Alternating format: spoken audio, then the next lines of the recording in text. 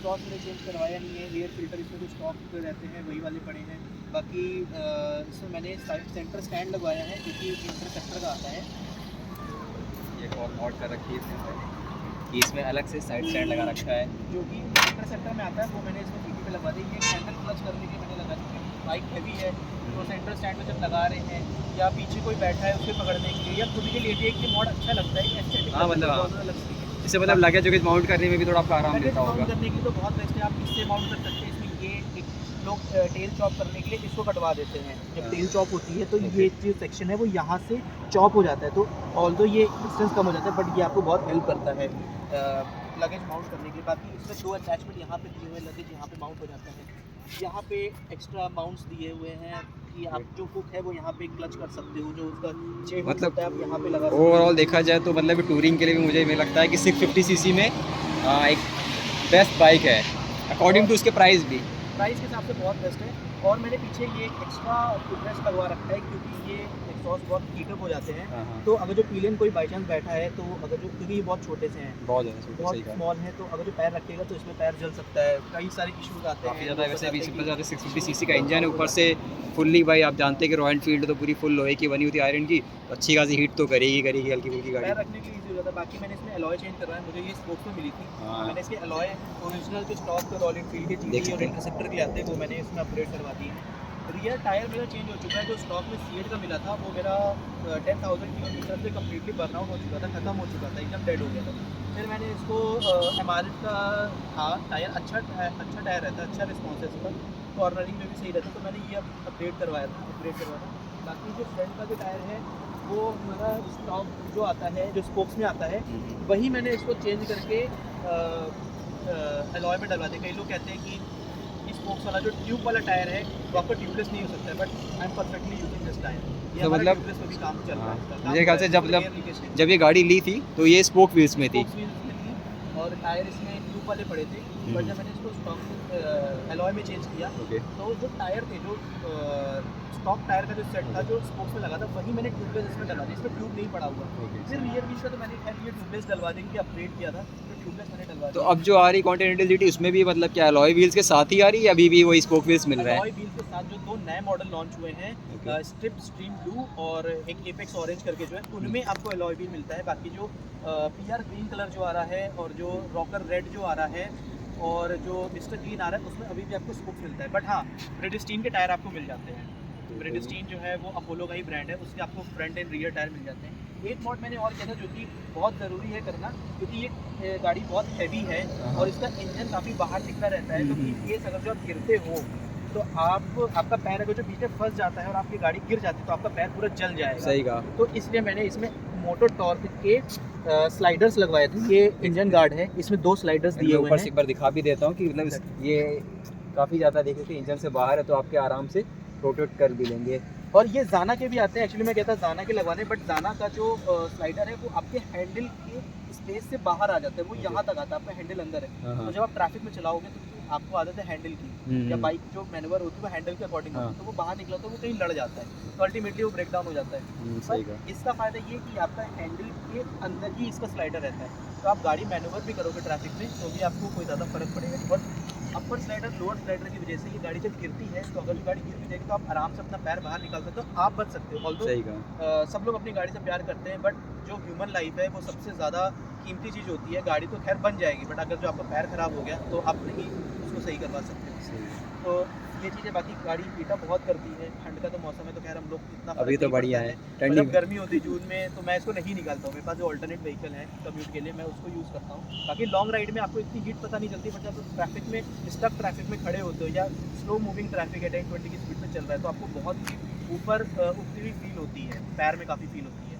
पर जब आप गर्मी से गर्मी में भी, जून की गर्मी में भी अगर जो आप इसको चला रहे हो और एयर पास हो रही तो आपको उतनी हीट नहीं फील होती। बाकी तो सभी जितनी बाइक है वो हीट करती है। मतलब एयर एंड मुझे लगता है लिक्विड उसमें आती है ना, ऑयल कूल्ड है।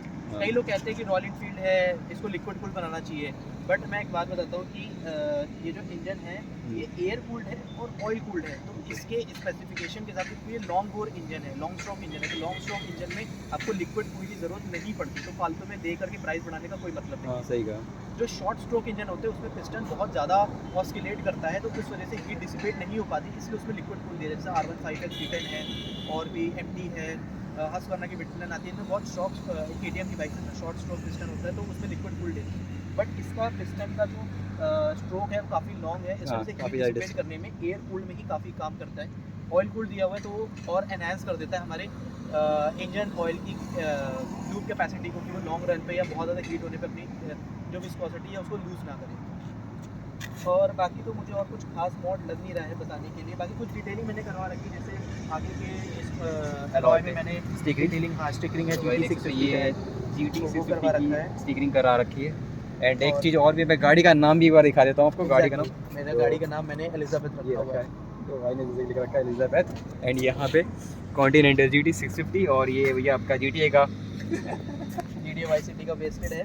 ऑल्दो वेस्टेड मैंने इसलिए लगाया क्योंकि money wasted, but this is not the money wasted, सही मनी इन्वेस्टेड। मैं ये कहूँगा क्योंकि कहीं ना कहीं आप इसकी वैल्यू तो नहीं बढ़ रही है, बट इसकी वजह से जो आपका मेंटल पीस मिल रहा है, आपको जो एक जॉय मिल रहा है, एक एंथुसियाज्म मिल रहा है, तो वो कहीं ना आपको और काम करने में, और जो आप वर्किंग कर रहे हो, जॉब कर रहे हो, उसमें आपको कनेक्ट करने में ज़्यादा फोकस प्रोवाइड करता है। बाकी पूरी गाड़ी PPF है, टैंक इसका PPF मैंने करवाया हुआ है, साइड पैनल इसको दोनों PPF कवर्ड है, और जो फ्रंट का जो पैनल है वो मैंने 5D रैप करवाया हुआ है, जो कि एक कार्बन फाइबर का फिनिश देता है, कुछ ऐसा है, बढ़िया है। और जो इसमें साइड पैनल में जो नीचे जो मेटल का जो पार्ट है वो भी मैंने 5D रैप करवाया हुआ है, बढ़िया है। तो ये छोटी छोटी डिटेलिंग है। जब इंसान कोई भी इंसान है वो इसको बहुत कायदे से जब डीप जाकर के देखता है तो उसको फील आता है कि हाँ, तो जो GT ओनर्स हैं उनको पता है कि हाँ ऐसा नहीं है, तो वो डिफरेंस मुझे समझ जाता है, हाँ उनको फील होता है। बाकी इंजन बफिंग की बात करें तो मैंने एक साल में एक बार भी इसको इंजन बफ नहीं किया, खुद मैं इसको पॉलिश करता हूँ।